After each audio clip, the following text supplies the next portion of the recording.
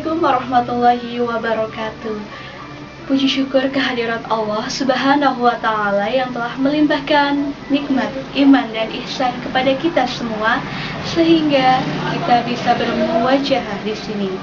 Dan juga tak lupa sholawat serta salam saya sanjungkan kepada beliau, Nabi Agung Muhammad Sallallahu Alaihi Wasallam.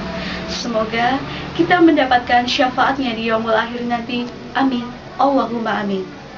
Dalam kesempatan kali ini, perkenankanlah saya ingin menceritakan satu kisah inspiratif kepada teman-teman sekalian. Semoga dengan kisah ini kita akan jauh lebih memaknai makna kehidupan. Kisah ini bertemakan tentang Rp10.000 kita dapat bersyukur. Kisah ini dituturkan oleh seorang sahabat.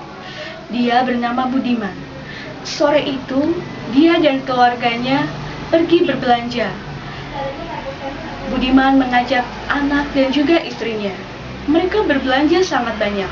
Setelah mereka berbelanja, mereka keluar dari toko. Belum mereka beranjak dari toko, mereka dihampiri oleh seorang pengemis yang sudah tua dan membawa anak. Apa pengemis itu berkata? "Bu, bagi sedekahnya, Bu." Lalu Ibu Budiman membuka dompet dan mengasih kepada pengemis itu Rp1.000. Pengemis itu belum beranjak dari hadapan Budiman. Justru pengemis itu menyodorkan tangannya ke mulut. Seakan-akan itu adalah satu isyarat bahwa dia ingin meminta tambahan sedekah. Namun apa? Balasan dari istri Budiman, dia melambaikan tangan. Seakan-akan itu adalah satu isyarat lagi. Kalau itu berarti tidak, saya tidak akan menambahkan sedekah kamu lagi.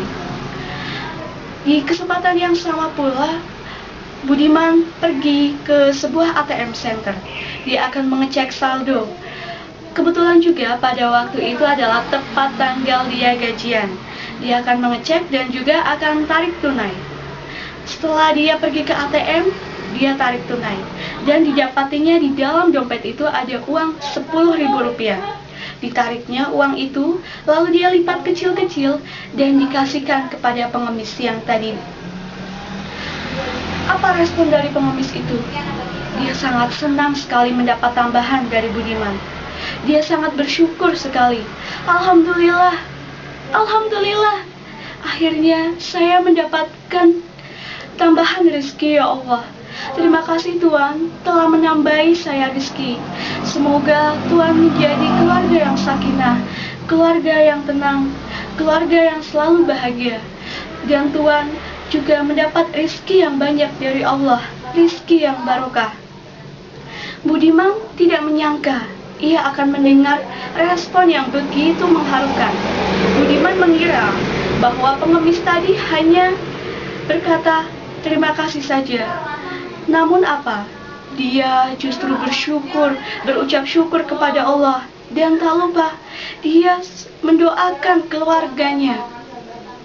Apalagi tatkala Budiman mendengar bahwa pengemis itu berkata, "Dik, Alhamdulillah, akhirnya kita bisa makan." Betapa hati Budiman tergedor.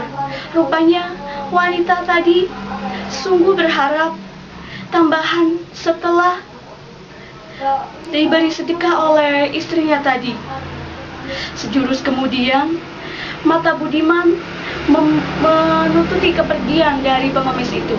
Ternyata dia menyeberang jalan menuju ke sebuah warteg. Dia makan di sana bersama anaknya. Mata Budiman kini mulai berkaca-kaca. Dan istrinya datang menghampiri Budiman. Dia bertanya, "Kenapa, Pak?" "Bu, saya tadi habis menambahi sedekah sama pengemis tadi sebesar Rp10.000. Tapi apa, Bu, respon pengemis itu? Dia tidak hanya mengucap terima kasih kepada saya. Dia justru mendoakan tentang keluarga kita. Dia berucap syukur berkali-kali. Segitu hebatnya dia berucap syukur. Padahal dia hanya diberi Rp10.000. Ibu tahu nggak? Sebelumnya tadi saya pergi ke ATM Center. Di situ saya mengecek saldo dan jumlahnya berkali lipat, bahkan beratus-ratus lipat dari uang 10.000 tadi. Tapi saya hanya tersungging, tersenyum kecil, dan lupa akan bersyukur. Bu, dia hanya menerima uang dari 10.000. Dia hanya menerima karunia dari Allah 10.000. Tapi dia sudah hebatnya bersyukur. Bu, saya malu, Bu. Saya malu kepada Allah. Saya malu kepada Allah kalau saya selama ini kurang bersyukur. Saya jadi merasa minder dengan pengemis tadi. Mendapat 10.000 saja dia sudah begitu hebatnya bersyukur. Bu, saya malu, Bu. Mendengar perkataannya dari suami, sang ibu pun merasa lemas. Dia juga menyadari bahwa selama ini dia juga kurang bersyukur akan nikmat yang diberikan oleh Allah. Dia hanya berfoya-foya menghabiskan uang sisa gajian suaminya tanpa mengucapkan syukur yang begitu hebatnya seperti yang dilakukan pengemis tadi. Nah, teman-teman, inilah satu kisah inspiratif yang mungkin bisa mencontoh atau yang mungkin bisa dicontoh oleh semua teman-teman. Dan dalam kisah ini kita dapat mengambil hikmahnya. Kalau kita harus bersyukur setiap hari, kita setiap hari diberi nikmat oleh Allah, baik itu rezeki, nikmat sehat, nikmat bahagia, semuanya itu datang dari Allah.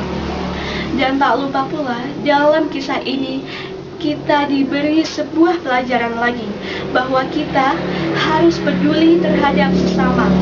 Kita tidak boleh egois dan tidak boleh pelit. Nah, dari kami cukup sekian. Wassalamualaikum warahmatullahi wabarakatuh.